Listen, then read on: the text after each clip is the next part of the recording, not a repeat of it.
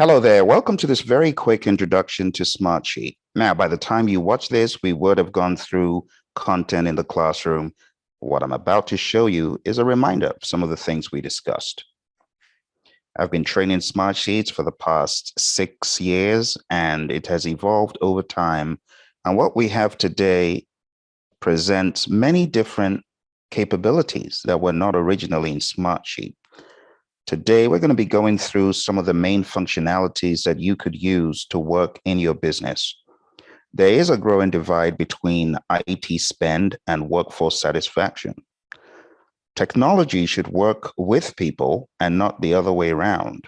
If you take a look at this quick report from Smartsheet, you can see that the cost of software and tech equipment is going up.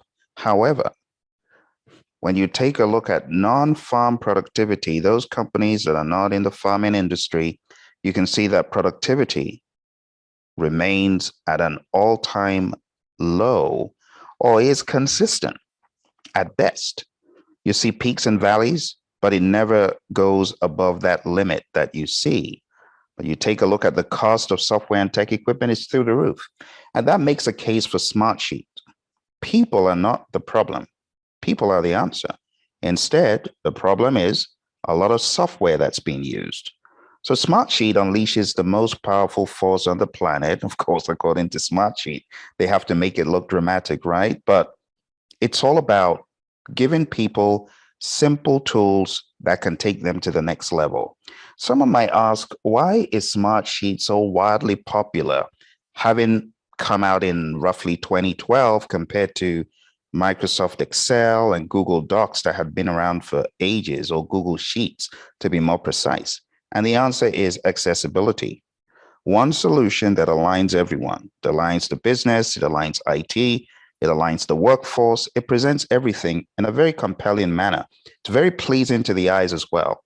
It increases effectiveness, it eliminates silos, it creates velocity. The speed at which you're able to do things is tremendously accelerated with Smartsheet. And it enables you scale up or down in the organization. There are over 2,000 documented use cases across so many departments, as you see on the screen. So if you're stuck and you've been stuck, just know that other people have likely been where you are, and there are solutions. All you need to do is tap into the brain power of the good people at Smartsheet. I always advise people to have a community of practice, have lessons learned, and if there's anything great that you learned from the software, be sure to share it. So many customers across the world, including Cisco and the other companies you see on the screen, have used Smartsheet for different reasons. For project management offices, as you can see from Cisco. Syngenta used it for site safety reporting, and they found a 500% increase in reporting unsafe conditions. And when you take a look at 5 times the amount of increase, that makes a case for Smartsheet. It is doing something right. It is helping faster issue resolution. With Syngenta, it was helping them to avoid injury-related accidents and 3.6 million costs in the first 5 years. These are all reasons why Smartsheet is widely popular, not to mention the other companies you see on the screen. So how does it work? Without getting too much into the technicalities, it presents you a number of views to work. It enables you visualize how you want to work. It enables you visualize work how you want to by easily switching between views. Today, we're going to take a look at the grid view, the Gantt view, the card view, the calendar view.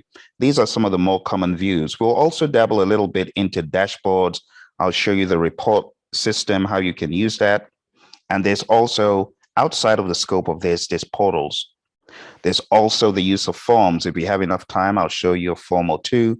But forms, just like you would use SurveyMonkey or any other tool to glean data from your stakeholders, you could use Smartsheet for that as well.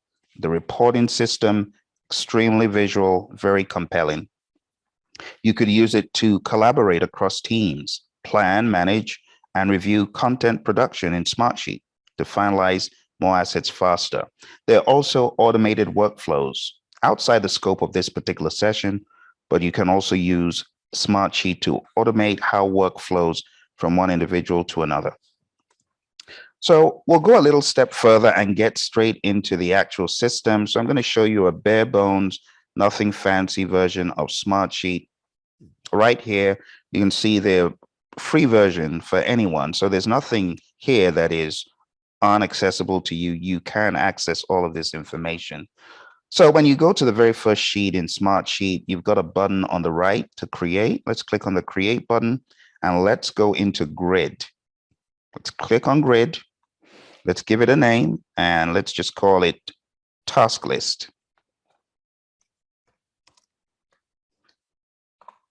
And what do you see? Rows and columns, right? Those of you who've used Google Sheets or Excel, you've seen this. Very familiar, nothing different from what you typically see, except in the awesome presentation of it. You can see extremely visually compelling ways of presenting the work and the information, very user-friendly. So it has a primary column. We also call this a key column, and it's got a bunch of other columns. Now, just imagine, what would you use a spreadsheet for? A variety of things, right? To track work, to plan what needs to be done, who does what, and things such as that. I'll just use a very simple illustration and show you a few things you can do here. Let's import a list. So I'm going to show you the list right here in the whiteboard. This is a list of things you would do to, of all things, bake a cake. And I'm using a very simple example so that you scale it in economies of complexity. But I mean, everyone's eaten cake and everyone knows what baking a cake is, right? So here we have review the recipe, buy ingredients, set oven temperature, prep the pans, mix ingredients. And then we've got categories. Look out for the categories. I'm going to be asking you to do stuff with them. We got dry, and then we have wet ingredients. So we got dry ingredients and wet ingredients. And we are going to indent some of these so that they fall as children under the parents, mixed ingredients and wet ingredients, or dry ingredients. So we'll have a hierarchy where we show mixing the ingredients, right, which will be the top. And then under that, we'll put dry ingredients. And under that, we're going to put a second at the same level of dry ingredients, wet ingredients. And then we'll go back into pouring pans. You'll see how it unfolds. All right, so we're going to make this very simple so that it's not burdensome with very technical information. We'll make it simple for everyone. All right, so when you get your list of things to do, you're going to paste it right here in the primary column, the very first space. So hit Control V, paste it in. If you've done this correctly, your item should go down to row 23 thereabouts. Okay, and that's the very first step. And we're just going to call this task. So how do you change the name? Double click on it and you can see primary column there. Let's just call it task list. And okay, you've changed the name of the column. The next thing we're going to do is we are going to indent some of these items so that they fall under others. So we have mixed ingredients.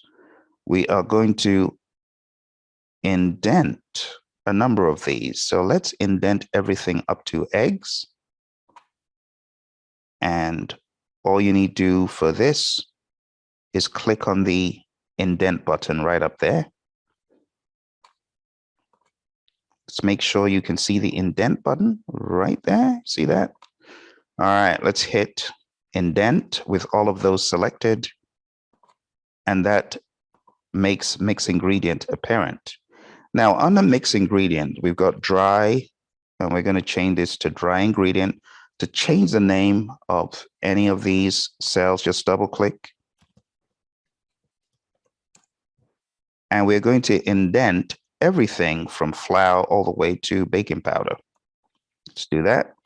Again, hit the indent button, and that will indent the dry ingredients under dry ingredients.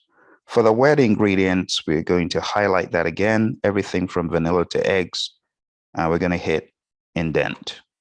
So now you're beginning to get a hierarchy in your spreadsheet. Pretty straightforward.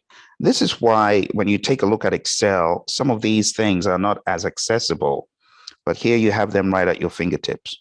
All right, and then we have pour pans and everything else. Boom, you just created a task list.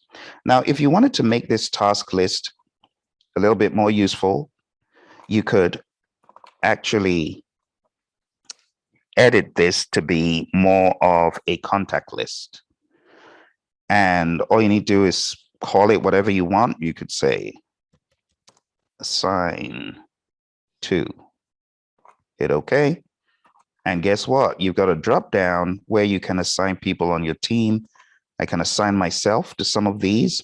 It says, because you assigned a row in this sheet, you can now notify team members when a row gets assigned to them. Now, you want to be careful when you enable these things because you don't want to give people tons and tons of unnecessary notifications. You got to do this in good taste. But I'll click enable. And that means I will get a notification that this has been assigned to me. I can go ahead and I can add even more individuals. So if I look for some people who are in my team, I can go ahead and do that. I can assign other people who may not appear immediately. Click on add new and let's assign another team member. And sometimes you just click on the letter and anyone who has that letter in their name will come up. So very, very simple, easy to use tools, extremely accessible, right there at your fingertips, and very easy for you to correct just at the click of a button. So if there's anything you wanted to undo, the typical Control Z, or just click on that button over there to undo. All right, so far, we're just testing some of the functionality of assigning things to team members, and you could go on and on and on. But one of the other things you can do with Smartsheet is quickly convert from just a simple grid format to a Gantt view or a card view or a calendar view, and you could go on and on. If we select Gantt view, it says a sheet must contain at least 2 date columns to display the Gantt view. So let's click on OK. Let's go ahead and change these to dates. So we're going to choose the date field here for column 3 and 4. And we can go ahead and just name them start and finish. And now you've got date fields. All you need to do is click there. You can see a calendar comes up and you can choose when you want to start this. Okay, and you can go to grid view, Gantt view, and look at this in a Gantt view. There you have it. Gantt view also presents the information in a Gantt chart on the right. Okay, so what we did just now was we graduated from a grid view to a Gantt view, but we could go back to grid view if you wanted. Assuming you had the different costs of items for all of these things you would go to do or what each task would cost. Again, you could choose to make it a list or just a number, which we're going to choose now. And then we are going to further format this to be a currency. You can see the $ right here enables you select currency options. So we're going to choose a currency option and display this in United States dollars. And we'll just randomly put some numbers in for these tasks.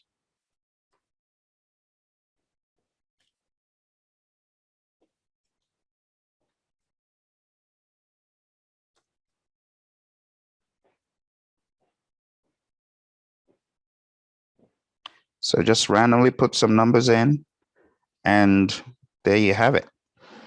Now, just like you would in Excel, you could actually add these up. So if you wanted to add up the cost for the dry ingredients or the cost for the wet ingredients, you could do that. Let's put a formula in here so that it totals the dry ingredients.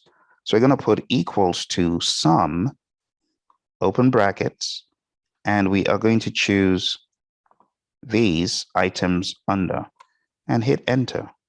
And that has costed everything that fell underneath it. If you wanted to highlight this row in particular as a parent row, you could just go up to the top where you've got background color. Let's make that orange, and it shows as a parent row. You could do the same for this. You could also sum up the wet ingredients, again, equal to sum, open brackets, and select what you want, and hit the enter button. There you have it. You could also make parent tasks bold if you want, change the size of the font, and things such as that. You could format it however you wish. All right.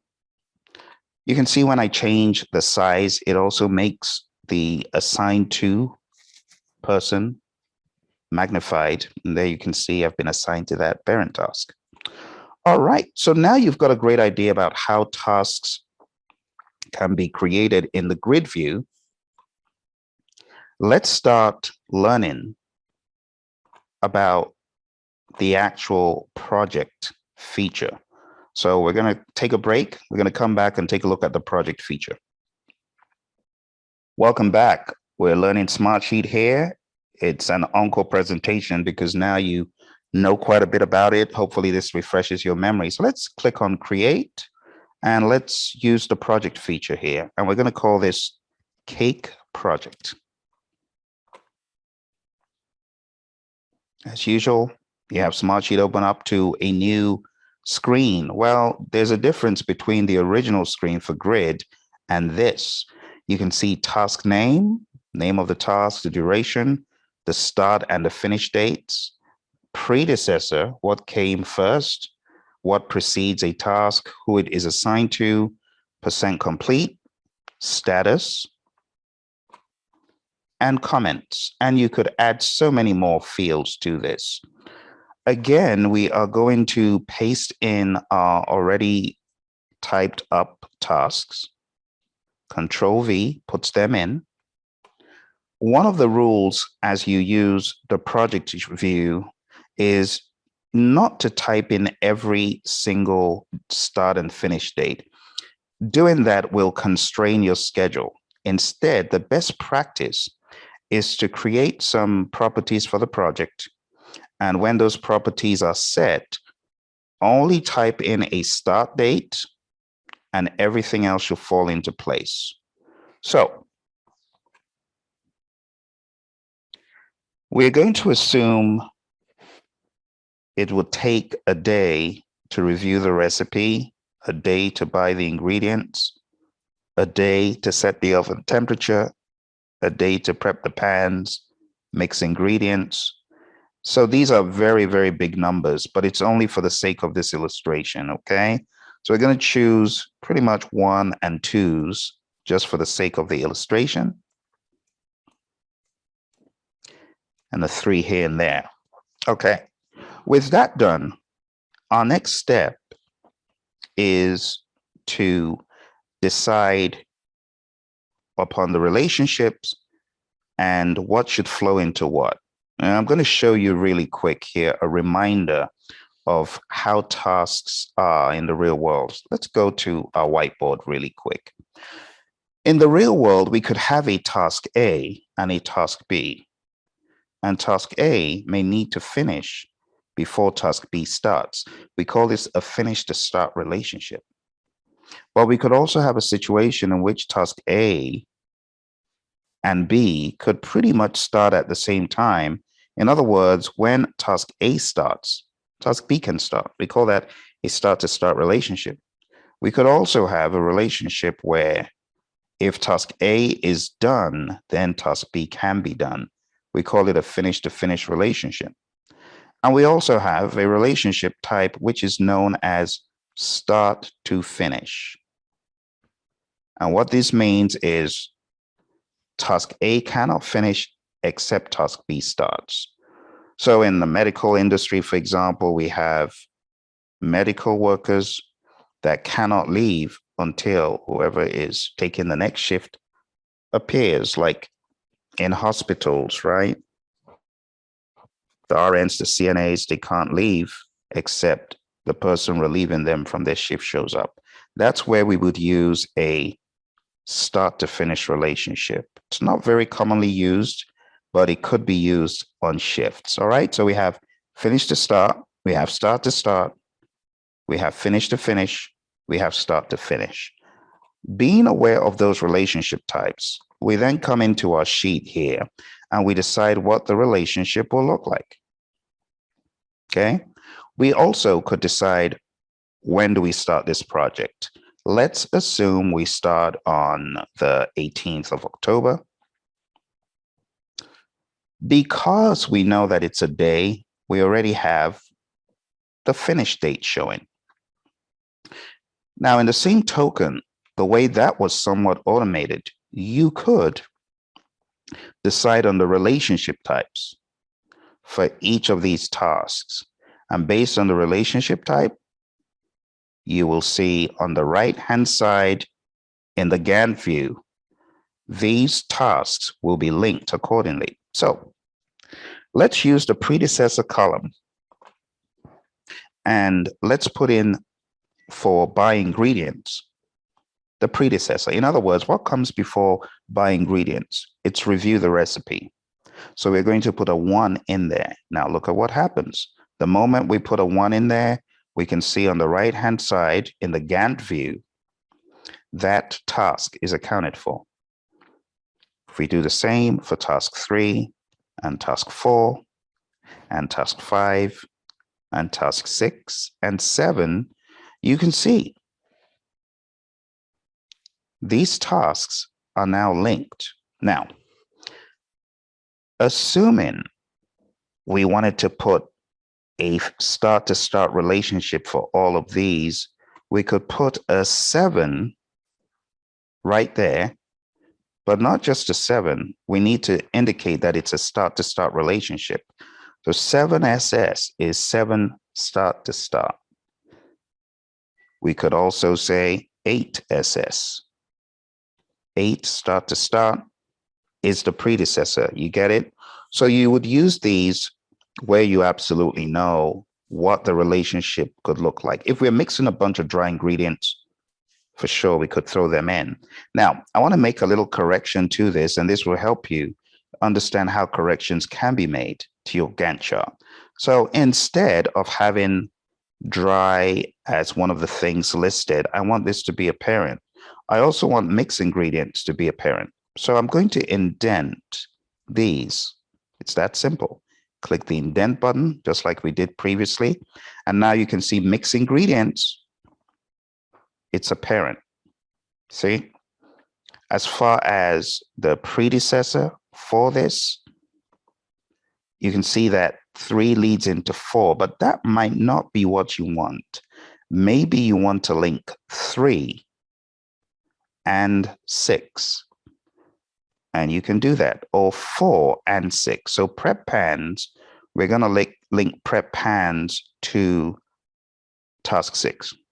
Prep pans is 4. We're going to type 4 in. Boom, it's linked.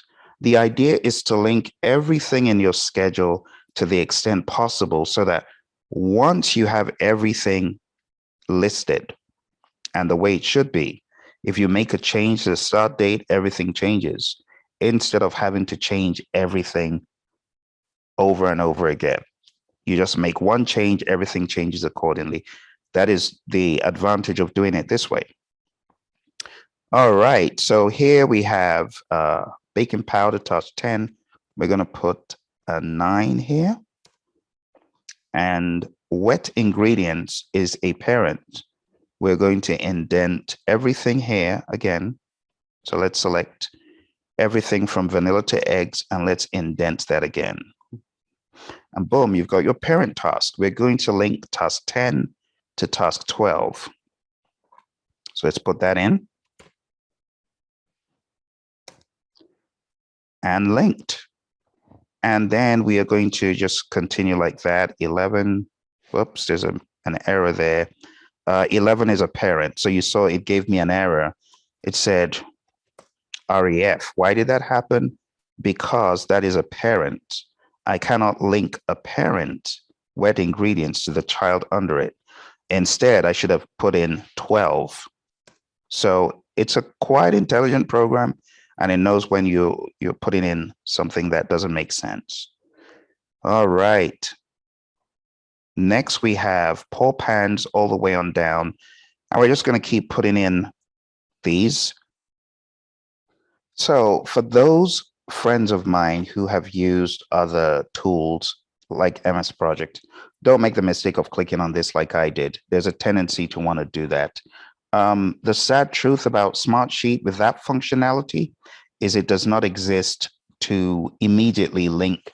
The best way to do it is to use the auto-populate feature of clicking on 2 cells and then dragging at that corner. You see where the crosshair appearing, drag all the way down like that, and that will auto-populate everything else. And there you can see you've got everything linked. Now, if anything needs to be linked with a start to start, just double click and type in SS, and it should 15 SS. So 15 SS. Let's do that again.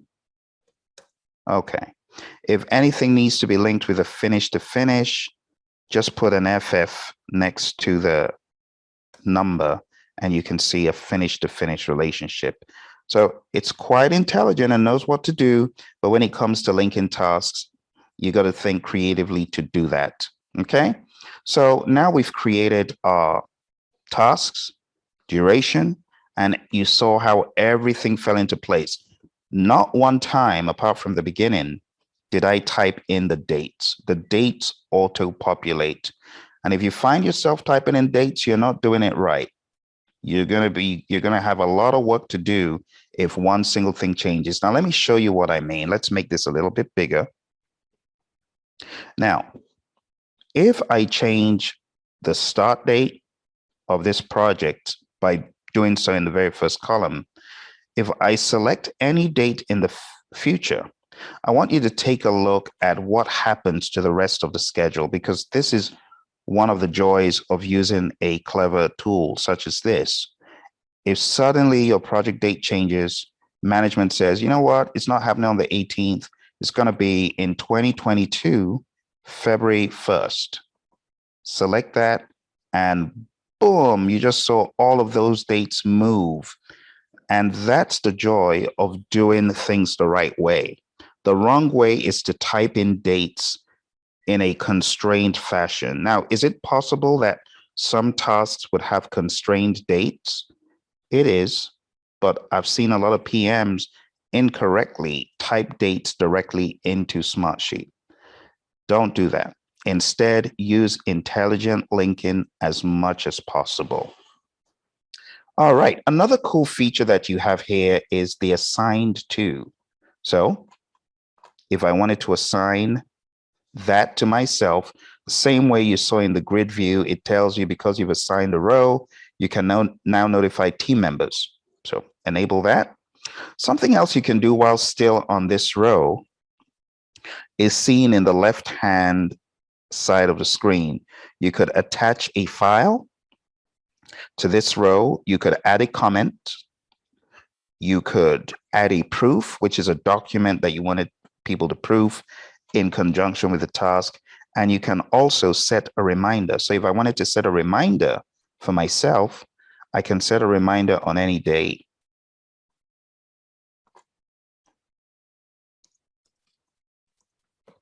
Simple as that. See that? Now, I could include other individuals from my company. from my team, I could assign tasks to them as I see fit.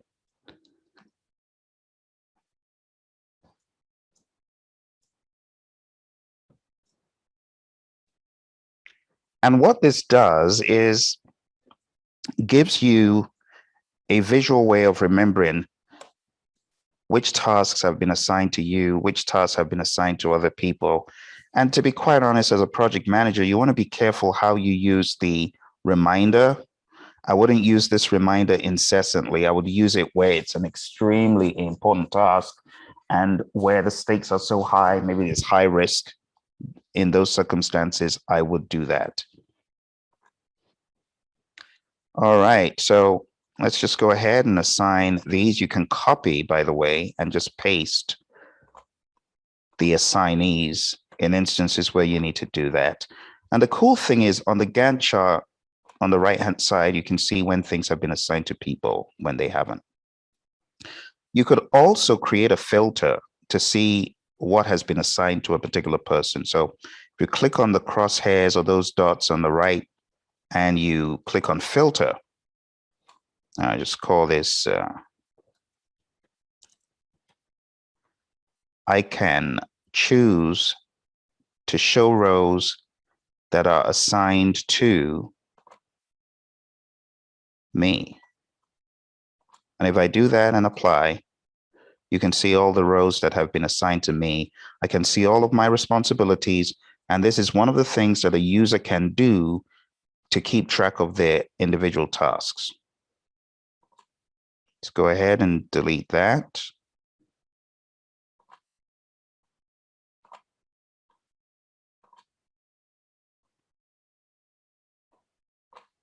Another very important thing as you manage a schedule is to track percent complete.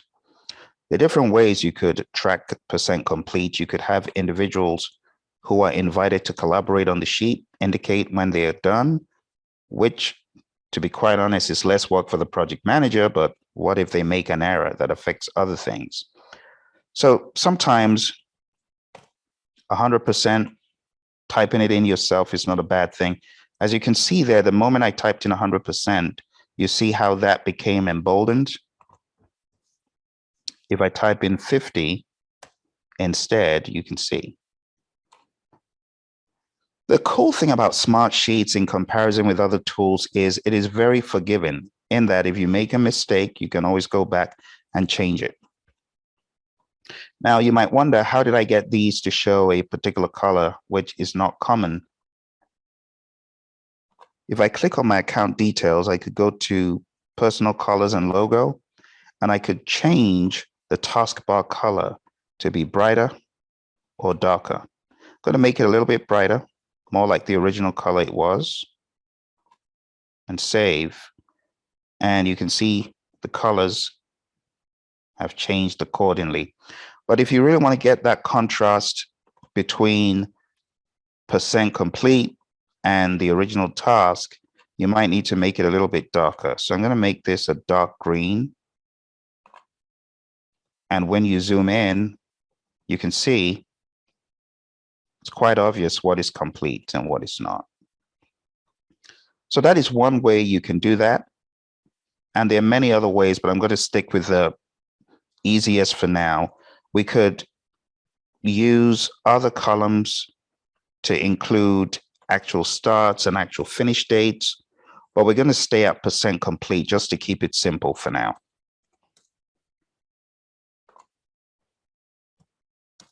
All right, there's no need to put the percent sign. It will do that for you. And that is, did you see that one in there? Because this row has subtasks, this cell is a summary value and cannot be edited directly. So for summary cells, it is going to pull on whatever you have below, kind of measure it accordingly, make a calculation, and based on what you have started for the child tasks, it will roll those up for the parent. It's a very intelligent tool. All right, next we have the status column. The status column is a helpful column for PMs to flag what is not started what is in progress. In this case, these are in progress, so we'll choose in progress. In progress. This one obviously has not started. And you could do this manually, or you could choose to automate it. We won't go into that now. We'll just focus on, if we have a % complete, well, that means it's in progress. You could then filter at some point for all the values of what is in progress, what is not started, and so on. In the same token, you could also filter the % complete, and you could choose to filter for anything that is less than or greater than a particular value. So you could say is greater than, and you want to see everything that is greater than 10%, for example. You apply it, and you can see all of those that are greater than 10%. That's simple. All right, let's get rid of that. All right, so now you've learned % complete, assigned to, predecessor, start, finish, duration, and so on. We're going to put in one more thing here. And we scroll a little bit more to the right. You can see comments is the last thing.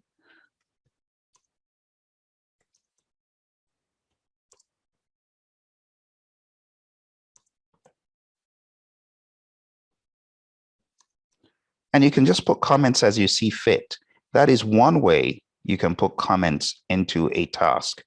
Another way you can do that is going all the way to the right-hand side and adding a comment directly through this feature.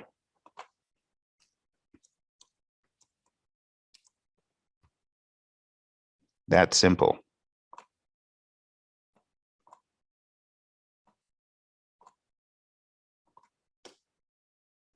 And hit the enter button, and that comment icon becomes activated. You can see that shows you got a comment.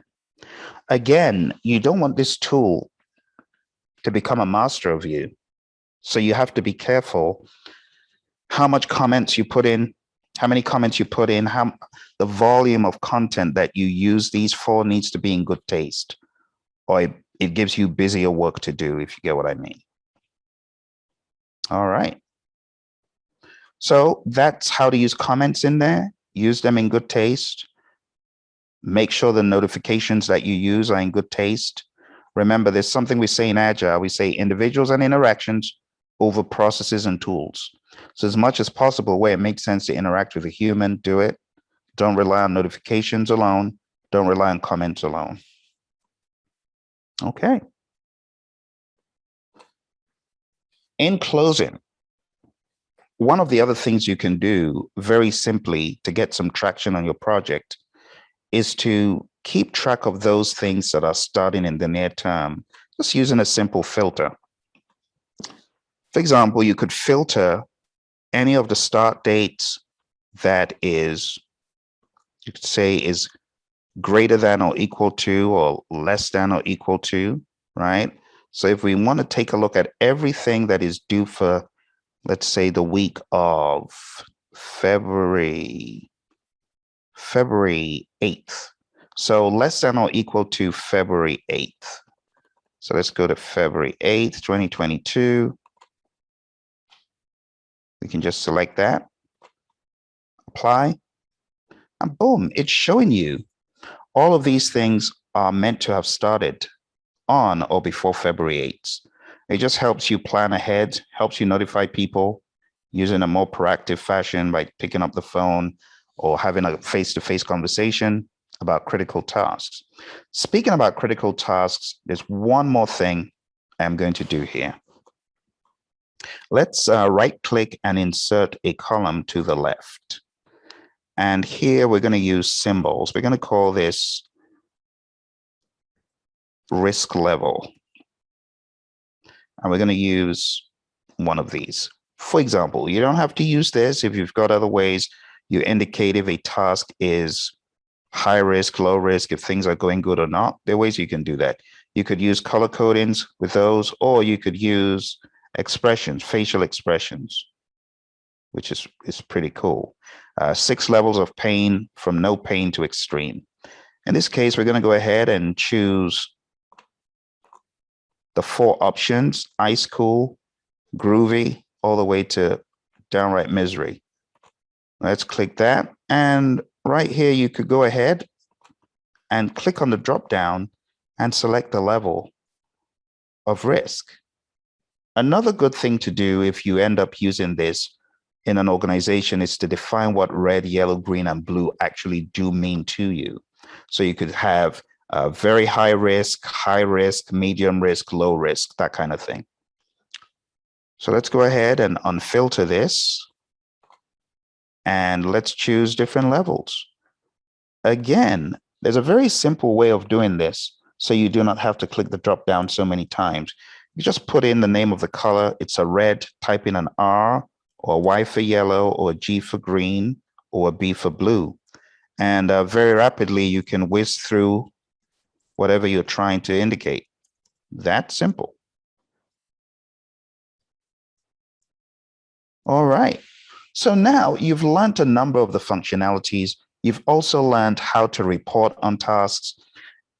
Back in the day when I would do this with companies I was working for, I'd make sure that I filter appropriately to show things that are 5 days out, a week out, maybe a couple of weeks out. Keep those in focus so that your team is not overwhelmed by the huge size of some of these sheets. All right, we'll go ahead and we will save this. Now I'll show you one more sheet and then we'll be done. Let me show you a sheet that I created. Let's go back to the home page. And I'm going to click on this CDC up project schedule template.